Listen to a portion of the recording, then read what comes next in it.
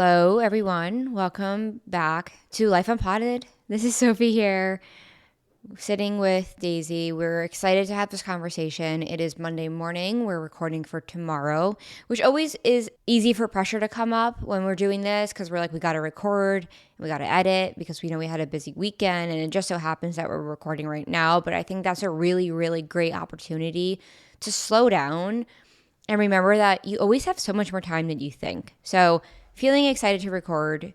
And I think where I want to begin this conversation is talking about change, talking about life transitions, talking about the ever evolving nature of life, really. Life being change. And I think going on this journey that we've been on of really spending the past few years healing, facing pain, facing ourselves, making massive changes. Yes, externally. Yes, like we left our jobs, we switched careers. But what I'm seeing, it's not about the external world.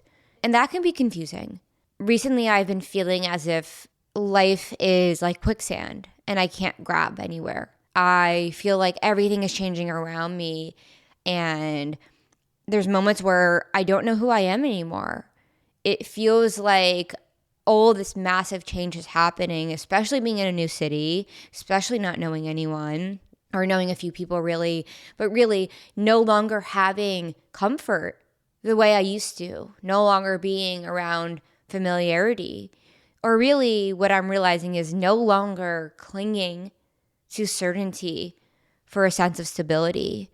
And for anyone going through a life transition, I think really that's anyone and everyone because we're constantly evolving in life. And for those who are questioning their life, questioning reality, seeing things differently, putting on that new pair of glasses of the mind and perceiving reality differently, I think this episode will be relatable. And I wanted to open up with a quote from Alan Watts. He said, "Whether we like it or not, change comes. And the greater the resistance, the greater the pain. Buddhism perceives the beauty of change, for life is like music in this. If any note or phrase is held for longer than appointed in its time, the melody is lost. Thus, Buddhism may be summed up in two phrases: let go and walk on. Drop the craving for self, for permanence, and for particular circumstances, and go straight ahead into the movement of life." And I think that's a beautiful quote, very relatable, just reflecting of the constant battle between resistance and accepting these massive changes that we're confronting in our lives. I think that quote does a really good job of encapsulating that we're never going to be ready. I'll re-say that, we're never going to feel ready. And I think maybe what we undermine is that we take these big changes just a few times in our life. But I think what I've learned is to really presently live life, you're oftentimes in a state of not resisting, being thrust forward. Like at the end of the quote, he said something along the lines of move forward with life. It's kind of like watching a river flow down. You're not going to stop the river. There's no way you're going to stop the river. But like, since we're humans, we have minds and we can try and stop the change. And that river and that water, it's got to reach that full body of water, or it's got to reach an ocean. It's got its place to go. It's how it's wired. It's wired to get there. Intelligence, nature, everything knows what it's doing. I've learned that. And we are the same way. So it's interesting for us to think about if a river was to think, oh, I'm tired. I don't want to go further anymore. What would that look like? Because we do that every day. And oftentimes I think that's what allows us to get stuck in our life. And we all get stuck in our lives. We all do these patterns that keep us in a pattern of resisting. Like there's been big portions of my life that I definitely spent in resistance to that movement forward. So I feel like learning to work with our minds can help us also work with not resisting what we're meant to do. And by what I meant to do, it's like something comes up and you have to do it. There's really no option. But we can resist it for years. And we do. And I think that's a tricky place to be because that's not a place of living. I think a place of living is really facing things. And I mean, I've spent several years not actually living. And I almost feel like when we're in a real state of living, each day it's a little scary. It's a little bit, oh, what am I doing here? What am I doing? Because we're not settling on something. So yeah, those are my initial thoughts with that quote. I think I'm in a big place of transition and change and not resisting the movement of forward right now. So it's not glamorous, but that's life. When you're talking about the river, it had me thinking about just like the entire ecosystem of it on this planet. Like imagine if the bees were to wake up and say, we're not going to pollinate the flowers today. Or the trees were like, fall's coming, winter's coming. I want to hold on to these green leaves. I don't want the empty branches. I don't want the snow. Like all of the beauty in life comes from change. And it's so interesting, I think, this perspective, and really for me, coming down to the fear of uncertainty or me feeling like, whoa, I'm 30 years old now, and noticing sometimes like feeling scared about that, feeling like, wow, like life is going by really fast. And at the same time, feeling more content with my life than ever, feeling like everything that I ever want is here, but it's almost like in this butterfly to caterpillar to butterfly example really beautifully shows it, like the metamorphosis of when a caterpillar is going to a butterfly and how the whole point of the caterpillar's life from the time it's born is to evolve into the butterfly. And so too with our lives, right? Like the whole point of being born, coming into this existence, is not so we could say five forever. It's so we can reap the full experience, the totality of circumstances that encompass a human being's life. And I think it's so interesting. Like I've seen this in my life now, like being in a new city, having so many life changes, switching careers, just like changing things with my family, like my parents getting older, like everything, like life taking its natural course. But it's the first time I'm going through that. And I think sometimes we forget that. Like it's like as if we're sailing on the ocean sea, and it's the first time we're sailing. In a way, we've been sailing our whole life, but the scenery is going to keep changing. And I think when we get too attached, oh, I want that sunset that was miles back, you're not opening up space to the new beautiful sunset, because there will be one as long as you're sailing. As long as you're moving forward in life, the beauty will be there. The beauty is there. But it's that grasp of, I'm scared. And really what that is, it's believing our thoughts. It's thinking so much about what this is and what this means and wanting to go back to how things were. And I think, like Alan Watts said in that quote, how do we reap the beauty of listening to a song from start to finish if we didn't allow ourselves to finish the song? And I think it's these ideas, it's these preferences, it's the idea of I shouldn't be going through this without knowing that everything that we need is kind of happening exactly as it's meant to. Yeah, all of that. My mind went to one place specifically because I'm curious what your experience was with this or what you've seen in your life. So for me personally, when I went into post-grad life, post-graduation life, I felt like, okay, the routine now is you get up early, you go to the gym, you go work, you go home, and you sleep. Maybe watch some TV. And you do this on repeat. And I feel like that in a lot of ways is very like, oh, this is life now. This is what life is every single day. I don't know if that's a way to handle the uncertainty of coming from such a certain place when you're young, being in college, so certain, a lot of things that are certain, going into extreme uncertainty, quote unquote, starting your life. Is that something that we handle with creating this monotonous schedule that is rigid and, oh, I need to sleep. I remember this being a thing of people like, oh, I commute into the city now, so I need to go to sleep really early so I can wake up really early so I can go to the gym and I can go to work for 8 hours, and then from there I can go home, eat dinner, watch TV, go to sleep. And I look back and I wonder if that was trying to create certainty. Because I remember like when you're early into that stage, you think that this is what your life is going to be for the rest of your life. And I think that's a really difficult period of transition. And I wonder if that is because we are so early on into us having some sort of control over what we do.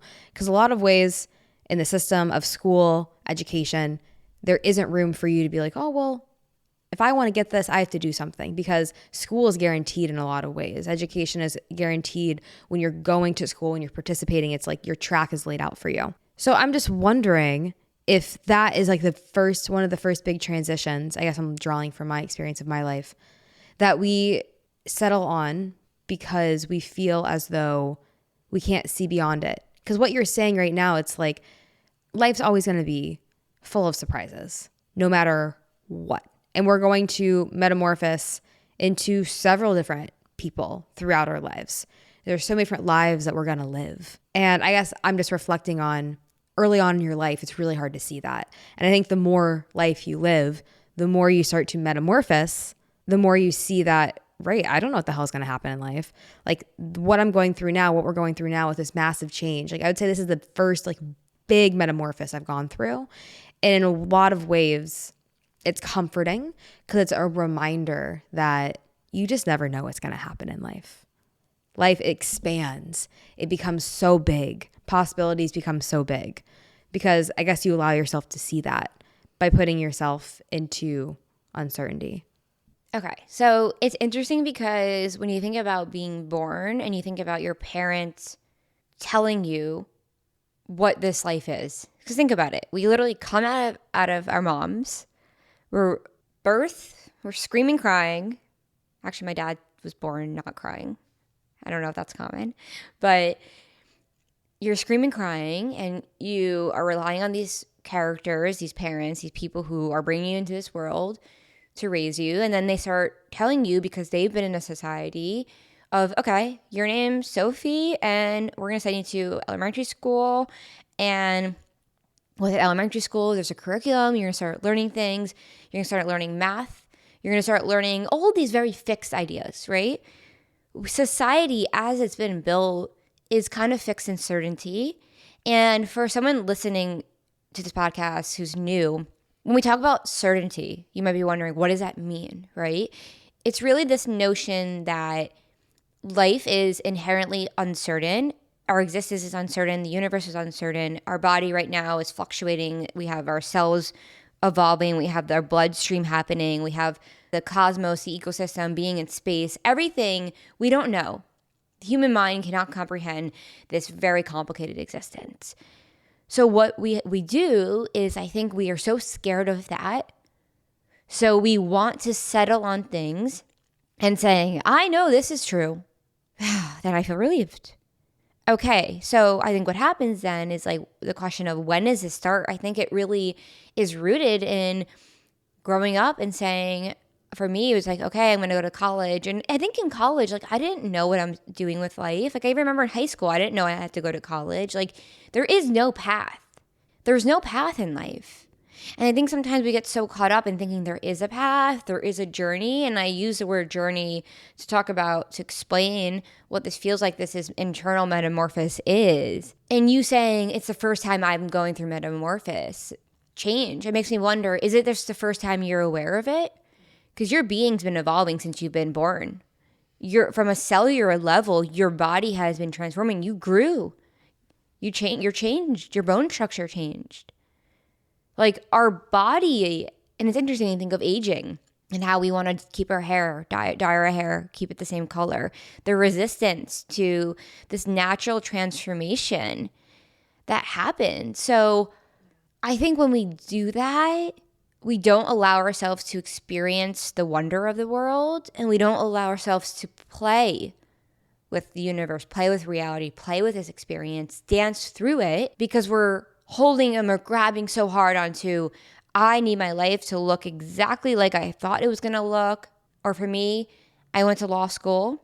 So just because I went to law school means it's almost like we think when we invest our time into something, we have to make sure the rest of our existence matches up with that.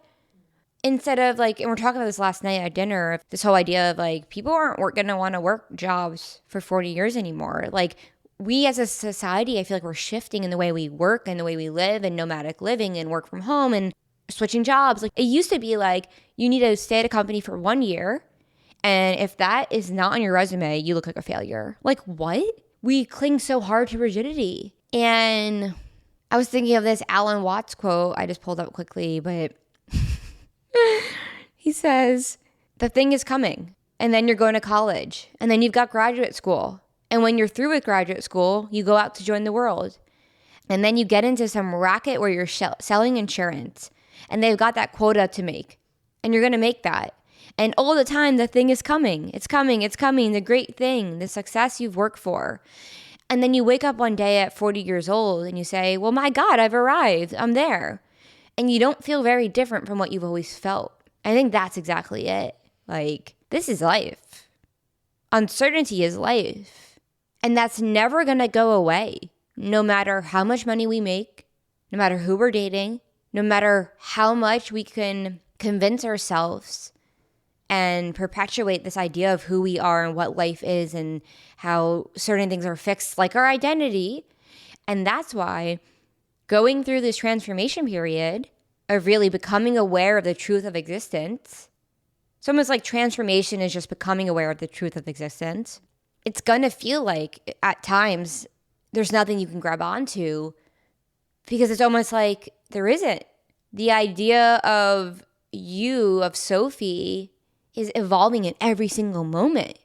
And that's really exciting when we can recognize that the fear we experience is just our mind grappling with uncertainty. But uncertainty doesn't have to be bad.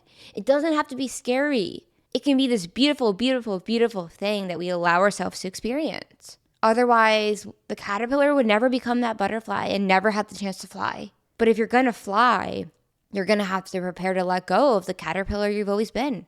And I think that's where the true transformation happens, where from an external level, our career starts changing. We start making money on our own. We start pursuing our passions. We start meeting more people who are evolved in our life because we're no longer resisting the river. We're becoming the river. Well, going back to that example of the butterfly, I think that's an interesting one because it really represents that in order for us to step forward, we quite literally have to let go of who we were. We have to let go of our physical skin. We're shedding our skin. And the shedding of that skin is the exact nutrient that allows us to propel forward. It's like we cannot move forward when we still are in that skin. That skin has to be off of us, and we are filled with nutrients as soon as it's gone in order for us to be pushed forward. Yeah, it is really uncomfortable to rip it off because, I mean, translating that to the human experience, it's a hard experience to translate into words, but it kind of feels like you're in a black hole a little bit. Like things have been put into motion and there's nothing you can do to stop it. So you can resist it and become miserable, or you can continue to step forward into the unknown. And it's scary, but also exciting. Well, it makes me think of before we moved to Austin. Like, I didn't really want to move. Like, again, this is where it comes down to my mind didn't want me to move, but like my being felt like I had to. Like, there was no choice but to go. So none of the above options are comfortable. They're all uncomfortable. You can't stay here anymore because it's uncomfortable. You don't want to go because it's uncomfortable. So it's like the only way is through. The only way is to step in the unknown. And I guess I think of different experiences in my life where I've recognized, right, this sucks, but it's not going to suck forever. And it sucks way less than where I was. So I think that these transitions, maybe they can just get more deep as they become more real, as you actually take deeper layers of you off. I think that's probably what this is. Maybe this is like the deepest layer I've tried to take off right now compared to anything else in my life. If that's happening at 28, like that really just puts into perspective what this life is really about. And it leads me to this point of realizing all of my life and how it's been so focused on the external of how I'm being perceived. If I'm being perceived as successful, if I'm being perceived as intelligent, if I'm being perceived as someone who people want to be around.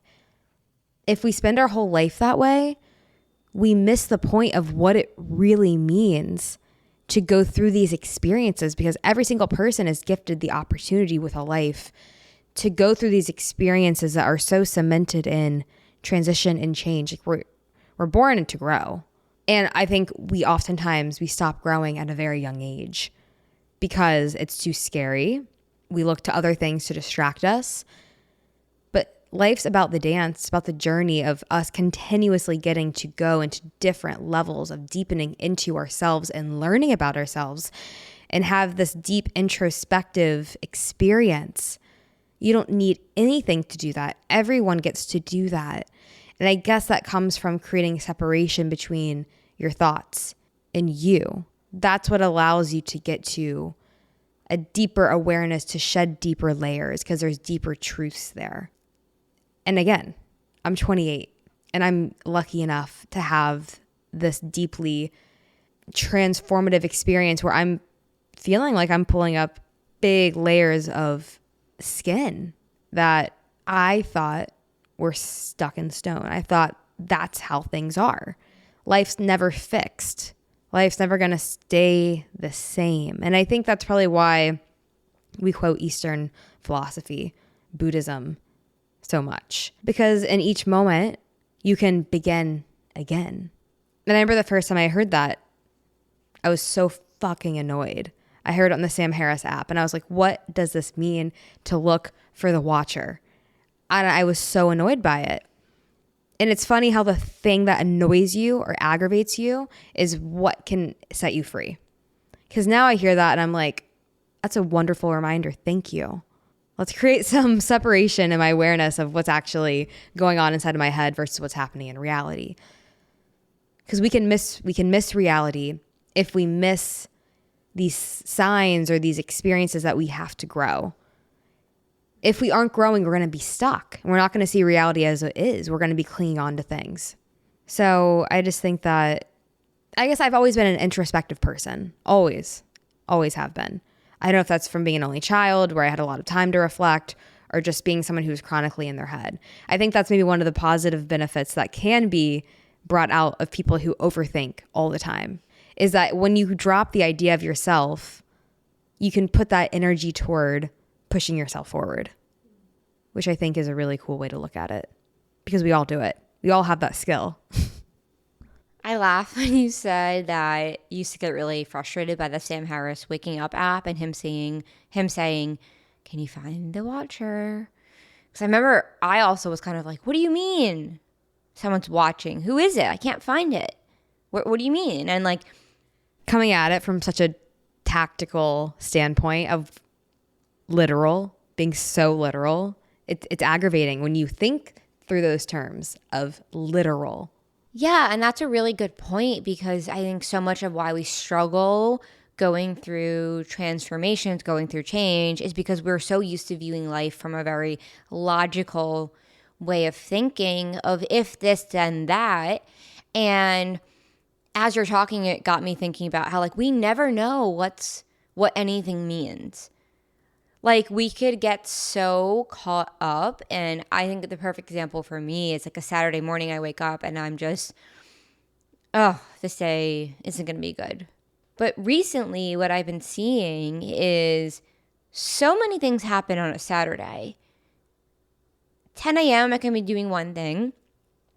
1 p.m. I could be doing another thing, and 8 p.m. I can be doing something completely different. We tend to really think so narrow-minded of concluding things, like taking such conviction that what I think is happening right now, again, keyword. So I wake up on Saturday morning, my weekend's boring, I have nothing to do, is how I used to think. Instead of saying, okay, I'm here right now, how can I take some action to let the day unfold in the way that it needs to unfold? And I think when that happens, I've seen how like my day has transitioned to like just so many fun things happen, or I'm meeting new people, or I'm going to new places. But like that's because I stopped getting in the way. If we want our life to unfold, and really, if we want the life that we want, and this is something I saw in my life, first coming to terms with my sexuality, being so set on I'm going to marry a guy, I'm going to marry a man, and seeing how that idea I invested in so heavily, that preference I invested in so heavily, is what really I'm experiencing when I'm suffering through change. Because change in and of itself isn't painful, you could argue. It's only the resistance to change. And that resistance comes from these narratives. Think about death. How many of us have a narrative that we're not going to die? Or that we're not going to grow older? Like, from that on a very large level to I'm always going to live in the state I grew up in. I'm always going to be near my parents. And going back to what you're saying, in these younger years, like when we decide so confidently that things are going to go a certain way, we're setting ourselves up to suffer in the future. Because I don't know how many times things actually go in accordance to what I want them to. And if they did, my life would probably be really shitty because I'm always worrying about things going the worst possible way.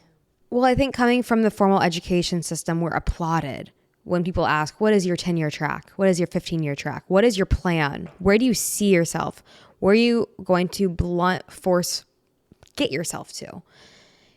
So it's like there's this idea within the society that I grew up in, my experience with it was that if you know where you're going, then that is good.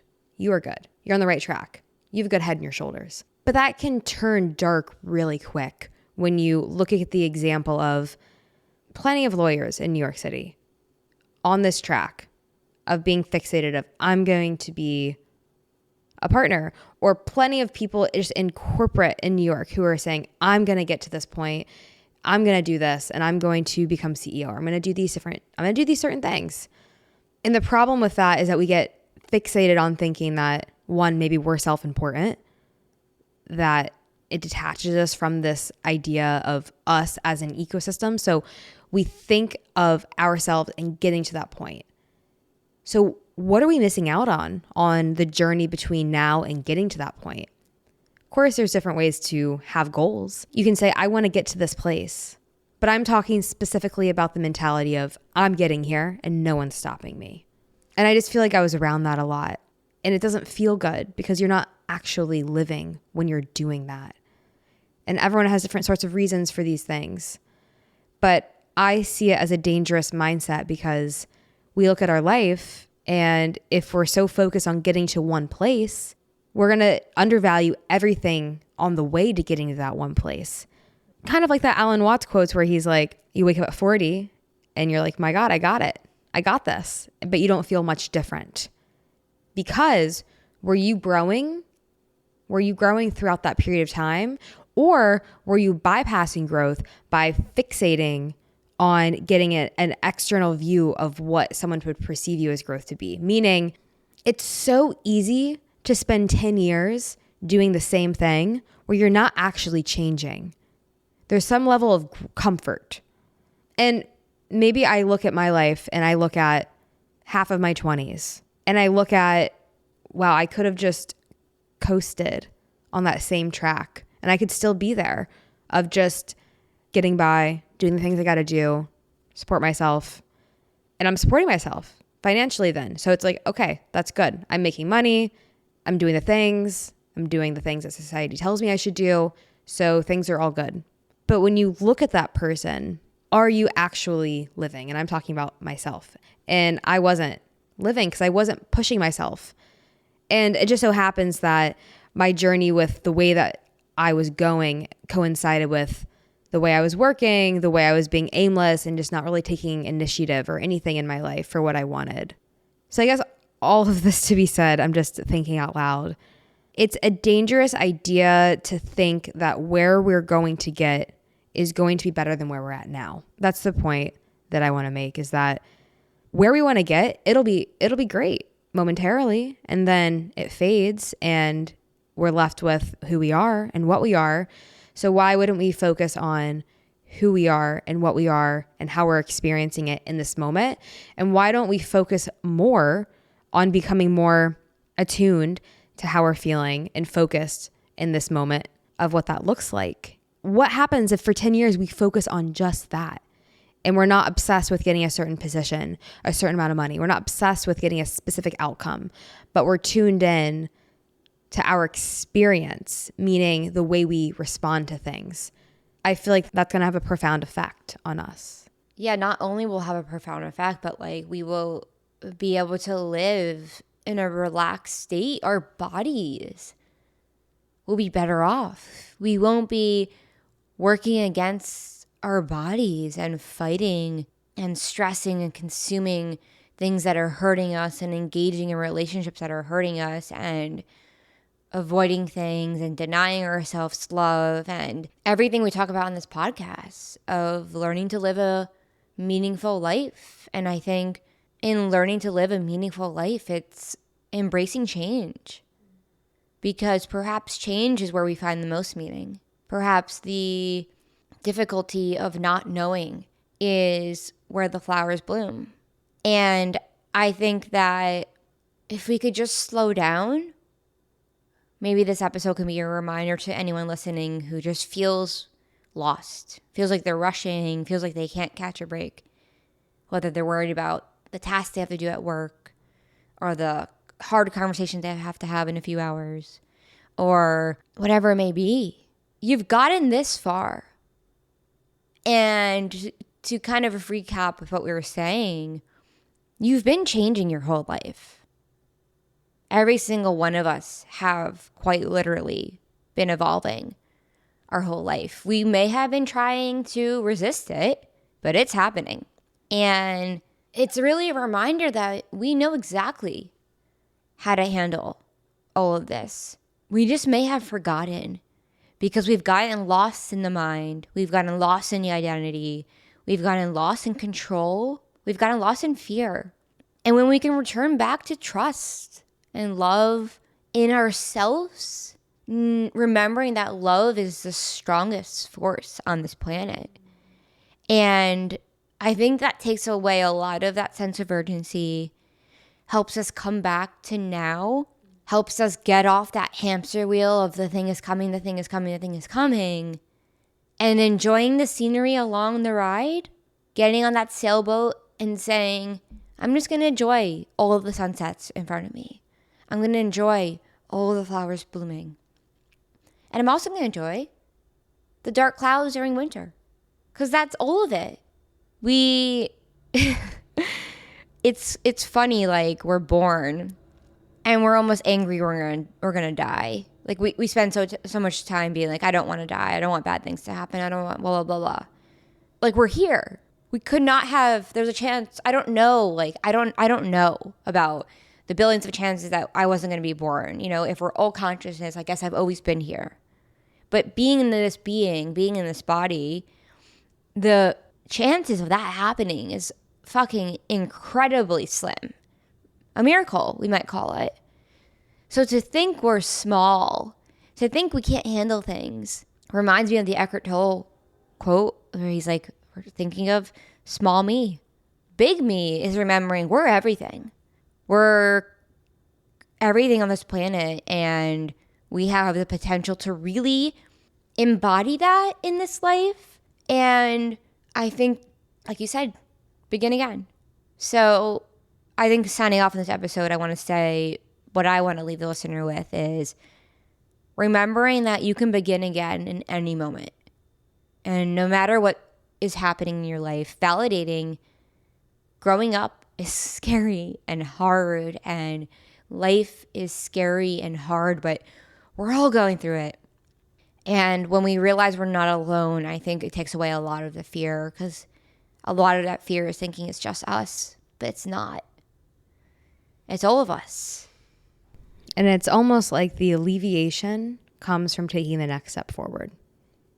The only way to alleviate that pain at the end of the day is to keep moving forward and to keep experiencing this over and over and over again and have those momentary moments of bliss of, wow, life is beautiful. And then we keep going. We keep trekking. We keep finding our way in the unknown. And that is inherently so valuable and so empowering and so beautiful. And just the reminder to take that step forward, no matter how uncomfortable it feels, because you know what's right for you. You know what's true. And we're lucky to be here. So make the most of it. And we don't have to overthink it. Just take the action. So appreciate all of you being here today. Appreciate you listening. If you're going through transitions or if you're just in life, you feel stuck, just remember you can make the decisions at any moment of how you want to show up. Beautifully said. Thank you everyone for listening. We will talk to you on Thursday. Until then, have a good week.